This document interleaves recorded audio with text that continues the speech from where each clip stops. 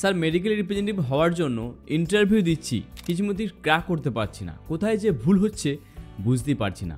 যদিও আমি ভালো প্রিপারেশন নিয়েছি, কমিউনিকেশন মনে হচ্ছে আমার ভালো আছে, কোথায় যে ভুল হচ্ছে কিছু মতেই বুঝতে পারছি না। আবার অনেকে প্রশ্ন করে, sir first round second round crack করেছি, ফাইনালি এইচের রাউন্ডে কী যে হলো বুঝতে পারলাম না, ফাইনাল রাউন্ডে আমি ক্র্যাক করতে পারলাম না। তোমাদের কাছ থেকে এরকম কয়েকটা কমেন্ট আমি পেয়েছি। আজকে তাই এই ভিডিওতে শেয়ার করব, যখন তোমরা মেডিকেল রিপ্রেজেন্টেটিভ হওয়ার জন্য ইন্টারভিউ দিচ্ছ, কয়েকটা ভুল থেকে দূরে থাকো।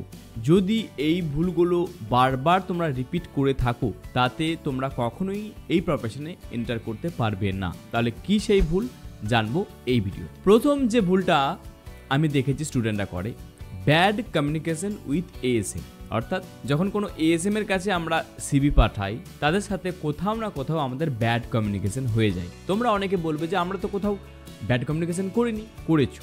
কিভাবে? এক্সাম্পল দিই, ধরো তুমি একটা কোম্পানির জন্য অ্যাপ্লাই করেছো, সিভি পাঠিয়ে দিয়েছো, পরবর্তীকালে ম্যানেজার কি করেছে, এমন একটা সময় ফোন করেছে, তুমি হয়তো রেডি ছিলে না, তুমি বললে স্যার এখন ফোন করেছেন, পরে ফোন করুন, আমি এখন ব্যস্ত আছি, এরকম অনেকে বলে। বা অনেকে আবার কি হয়, ধরো 2:30-3টের সময় ফোন করেছে, ছেলে এখন খুব ঘুমাচ্ছে, নাক ডেকে ঘুমাচ্ছে, স্যার বলুন, হ্যাঁ ইন্টারভিউ, আচ্ছা। আবার হয়তো এমন বলে, স্যার কালকে যেতে তো পারবো না, 2 দিন পরে ইন্টারভিউ দিলে ভালো হয় না স্যার। এই রকমের কিছু কিছু কথা তোমরা যদি বলো এএসএম এর সাথে, তোমরা কি মনে করো যে চাকরিটা পাবে? কখনোই না। ইভেন এমনও ছেলে আছে বলে, স্যার তাড়াতাড়ি করে না একটু ইন্টারভিউটা দিয়ে দিন, আমার একটু অন্য কাজ আছে। তাহলে এইরকম যদি আমাদের কমিউনিকেশন থাকে, তাতে আমি বিফার্ম স্টুডেন্ট হই, বিএসসি স্টুডেন্ট হই, যত বড়ই দিগ্গজ পণ্ডিত হই না কেন, এটা কিন্তু ব্যাড সিগন্যাল দেয়। ওকে, এই ধরনের কমিউনিকেশন, এই ধরনের তোমার বিহেভিয়ার আমরা যদি করি এএসএম এর সাথে, উনি কখনোই বলবে না যে এই ছেলেটা আমার জন্য ভালো হবে, আমার কোম্পানির জন্য কখনোই এই ছেলেটা ভালো হবে না। তাই আমাদের এই জিনিসটা দেখতে হবে, যখনই আমরা এএসএম এর সাথে কথা বলবো, দ্যাট শুড বি একটা সুন্দর প্রপার ম্যানার অনুযায়ী হোক, হাম্বেল হোক, কথার মধ্যে যেন একটা সুন্দর মিষ্টি ব্যাপার থাকে। বা যখন উনি কোনো কথা বলছেন, মেবি তুমি হয়তো ব্যস্ত আছো, তুমি বলতে পারো, স্যার উইদিন 2 মিনিট আমি কল করছি, উইদিন 2 মিনিট, ঠিক আছে, 2 মিনিট পরেই কল করে ওনাকে গ্রিডিং করো। অর্থাৎ যে সময় উনি ফোন করেছেন, যদি তোমার দুপুরে ফোন করে, good afternoon sir, good evening sir, good morning sir, এরকমভাবে আমরা কথা বলব। এবং তার সাথে উনি যা যা প্রশ্ন করবেন থ্রু ফোনেতে, আমি চেষ্টা করব যথাযথ উত্তর দেওয়ার। ওকে, এখানে যেন কোথাও যেন এটা না বলি, স্যার আজকে নয় স্যার কালকে করুন, পরশু দেখছি, এই ধরনের কমিউনিকেশন থেকে আমাদের দূরে থাকতে হবে। এটা কিন্তু অনেক সময় আমরা যারা এমআর হতে চাইছি ভুলবশত করে ফেলছি, তাহলে এই জিনিসটা লক্ষ্য দিতে হবে। দ্বিতীয় যে ভুলটা আমরা করি, অনেকে আছো তোমাদের ফ্যামিলিতে, মানে অ্যাকচুয়াল ফ্যামিলি যদি ব্যাকগ্রাউন্ডে অনেক সময় প্রশ্ন করে যে তোমার ফ্যামিলি ব্যাকগ্রাউন্ড বলো, তোমার কেউ হয়তো কারোর হয়তো ফ্যামিলির মানে তোমার প্যারেন্টসদের মধ্যে কেউ বাবা বা মা কেউ একজন ডক্টর আছে, তো ডক্টর ফ্যামিলির ছেলেরা কিন্তু এমআর হওয়াটা একটুখানি ডিফিকাল্টি আছে। ওকে, এছাড়া যাদের ফ্যামিলিতে বাবা পুলিশ বা মা পুলিশের সাথে যুক্ত আছে, বা কেউ একজন ফ্যামিলি মেম্বার আছে যে বাবা বা মায়ের মধ্যে কেউ একজন পলিটিশিয়ান আছে, এই ধরনের ফ্যামিলির ছেলেদের কাছে এমআর প্রফেশন এন্টার করাটা একটু ডিফিকাল্ট হয়। তো তোমাদের যেটা কাজ হবে, যখন এই ধরনের বিষয়টা তোমরা ফেস করবে, ধরো বলতে পারো তোমার ফ্যামিলি মেম্বার কি আছে, বা ফ্যামিলিতে বাবা কী করেন, মা কী করেন, তোমাকে উত্তরটা এত সুন্দর গুছিয়ে বলতে হবে, যথাযথ যে অ্যান্সারটা ওনাদের কাছে মনে হয় যে ঠিক আছে, ইটস ওকে, আমরা কিন্তু নিতে পারি। কারণ এমআর যখনই জয়েন করতে চাই, এই ডক্টর, পুলিশ বা পলিটিশিয়ান এই ধরনের ফ্যামিলির ছেলেদেরকে কিন্তু নিতে চায় না। এটা কিন্তু একটা সিক্রেট জিনিস তোমাদেরকে শেয়ার করলাম প্রথমবার ইউটিউবে। ওকে, তার কারণটা বলতে পারো যে কোম্পানি মানে সবসময় ব্যাপারটা থাকে যে এই ধরনের ব্যক্তির কাছ থেকে আমরা দূরে থাকবো, কোনো ক্রমে যদি পরবর্তীকালে প্রবলেম হয় আমরা কোম্পানি থেকে একটা প্রবলেম ফেস করতে পারি, এইটাই একটা ভয় থাকে। অ্যান্সারটা যে কী হবে এটা আমি এই ভিডিওতে বলছি না, তোমরা গুছিয়ে দেখো যে এমন একটা অ্যান্সার দাও যেখানে বলে না যে সাপও মরবে লাঠিও ভাঙবে না, একটা কথা আছে, সেরকমভাবে অ্যান্সার দেওয়ার চেষ্টা করো। এছাড়া আরেকটা জিনিস আমরা প্রবলেম দেখতে পাই, তোমার কমিউনিকেশন ভালো, তোমার সব কিছু ঠিকঠাক আছে, বাট তোমার ফ্যামিলিতে তোমার বিজনেস আছে, বড় বিজনেস, তোমার বাবার একটা বড় বিজনেস আছে, যে কোনো XYZ যে কোনো বিজনেস হোক না কেন, ওই বিজনেসে তোমার ধরো 3 জন বা 4 জন এমপ্লয়ি কাজ করছে। ওকে, এবং পার ডে তোমার টার্ন ওভার আছে 50 থেকে 1 লাখ টাকা টার্ন ওভার বলছি। তো অলমোস্ট আমরা দেখতে পারি যে এই ধরনের ব্যবসাতে মাসে 50 থেকে 60,000 টাকা ইনকাম আছে। সাপোজ তুমি যদি এই ফ্যামিলির ছেলে হও, তোমাকে কিন্তু এই একটি কোশ্চেনে আটকে দেবে।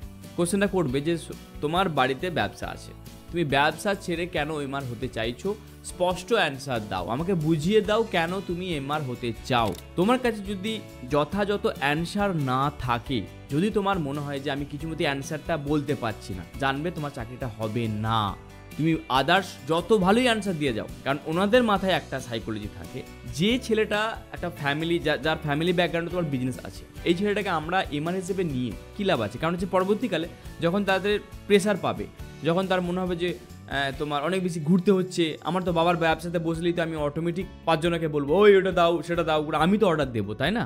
সেখানে অন্যজনের অর্ডারে কাজ করবে। বোঝা গেল আমি কি বলতে চাইছি? তো এটা ওনারা কখনই বোঝেন যে এই ছেলেটাকে আমরা ম্যাক্সিমাম হয়তো 6 মাস কি 1 বছর পর বলবে যে আমি এমআর করবো না, আমি আমার বাবার ব্যবসাতেই জয়েন করবো। তাহলে তোমাকে এখানেও কিন্তু যথাযথ উত্তর দিতে হবে। তোমাকে বোঝাতে হবে যে কেন তুমি অ্যাকচুয়ালি এমআর হতে চাও, হোয়াট ইজ দ্য রিজন। কারোর দেখে ফ্যাসিনেশন হয়েছো, মনে হচ্ছে একটা ইনকাম দরকার, এটা না বলে তোমাকে ডেপথ অ্যান্সার দিতে হবে যে এই কারণে আমি এমআর হতে চাই। উত্তরটা তো হয়তো তোমরা বলবে যে স্যার আপনি তো উত্তর বলছেন না। উত্তরটা হয়তো প্রতিটা স্টুডেন্ট অনুযায়ী বিভিন্ন রকমের ভ্যারি করে। তোমরা হয়তো চাইছো যে এই উত্তর অ্যান্সার সেশন কী হতে পারে, তো সেই ক্ষেত্রে একটা জিনিস করা যেতে পারে, তোমরা আমার সাথে কাউন্সিলিং সেশনে 1-to-1 আমরা কমিউনিকেট করতে পারি, যেখানে তোমাদের এই বিষয়গুলো কী উত্তর হতে পারে আমরা আলোচনা করবো। ওকে, আরেকটা বিষয় যেটা আমরা দেখতে পাই এই ইন্টারভিউ দেওয়ার ক্ষেত্রে, অনেক সময় কথা প্রসঙ্গে যে ইন্টারভিউ নিচ্ছেন, HR হোক বা RSM হোক বা ZSM হোক, যে নিচ্ছেন না কেন, তোমার লাইফস্টাইলটা দেখে নেবে। তোমার যদি ল্যাভিয়াস লাইফস্টাইল হয়, মানে হাই রেঞ্জে যদি লাইফস্টাইল হয়, সেই ক্ষেত্রে কিন্তু এমআর হওয়ার জন্য ওনারা ভয় পান। একটা এক্সাম্পল দিলে বুঝতে সুবিধা হবে। ধরো তোমাকে বললো do you have a bike? Yes sir I have a bike. তুমি প্রশ্ন উত্তর দিলে। এবার যদি প্রশ্ন করে তোমার কোন বাইক আছে, তুমি যদি বলো যে আমার থান্ডার আছে, ওকে, থান্ডার কি যেন আছে, থান্ডার 350, বা তুমি বলতে পারো যে ট্রাম্পের বাইক আছে, ট্রাম্প বাইক, অথবা তোমার যে বাইকের রেঞ্জ দেখা যাচ্ছে যে 2 লাখ থেকে 2.5-3 লাখের মতন বাজেট, এই ধরনের বাইক যদি তোমার বাড়িতে থাকে বা তোমার নিজে পার্সোনাল থাকে, বা তোমার কাছে এমন একটি ফোন আছে যার মূল্য আছে 40,000 প্লাস, তো এটা যদি ওনারা লক্ষ্য করেন, তো ওনাদের কাছে আবার একটা মনে হয় যে ছেলেটা অলরেডি তোমার হাই লাইফস্টাইল লিড করছে, তার মানে ফ্যামিলি ভালো সাপোর্ট আছে, যার কাছে তোমার থান্ডারবার্ড আছে, ওকে, তো এই ছেলে আমাদের এমআর হয়ে কি করবে, তাই না? তো এটা কিন্তু ওনারা ভয় পায়। তো এই ক্ষেত্রে কিন্তু তোমাকে এখানেও কিন্তু উত্তরটা যথাযথ দিতে হবে। মানে তোমার ধরো আছে হয়তো অনেক কিছু, তুমি যদি সব কিছু এক্সপোজ করে দাও যে হ্যাঁ আমার বাড়িতে এসি আছে, আমি এসি ছাড়া ঘুমাই না, এইসব কথা প্রসঙ্গে যদি বলে ফেলো, তো সেখানে বলবে ছেলেটা নিড কম আছে, আমরা এখানে নিডি ছেলে ছাড়া আমরা নেব না। আলটিমেট এমআর হওয়ার জন্য বা প্রাইভেট জবের জন্য একটা জিনিস সবসময় HR বা তোমার যে ইন্টারভিউ নিচ্ছেন দেখেন যে সেটা নিডটা কত আছে, কতটা নিড থাকবে, যে নিডের আধারেতেই তুমি ওয়ার্ক ডানটা ভালো দেবে। এটা ওনাদের একটা সাইকোলজি, এটা তুমি কিন্তু ব্রেক করতে পারবে। আর এটা ঠিক সাইকোলজি আমার মনে হয়, কারণ তোমার যদি নিড না থাকে, অল্প প্রেসার পড়লেই তোমার মনে হবে যে কেন আমি কাজ করছি, আমি তো অলরেডি সোনার চামচ বা রূপোর চামচ দিয়ে বড় হয়েছি, তাহলে আমার কাজ করে কি হবে। তো এইরকম যদি তোমার ফ্যামিলি ব্যাকগ্রাউন্ড থাকে, তোমাকে এখানেও কিন্তু উত্তরটা একটু ঘুরিয়ে গুছিয়ে উত্তর দিতে হবে, যেখানে তোমার মনে না হয় ওনাদেরকে যে হ্যাঁ তোমার হাইফাই লাইফস্টাইল লিড করছো।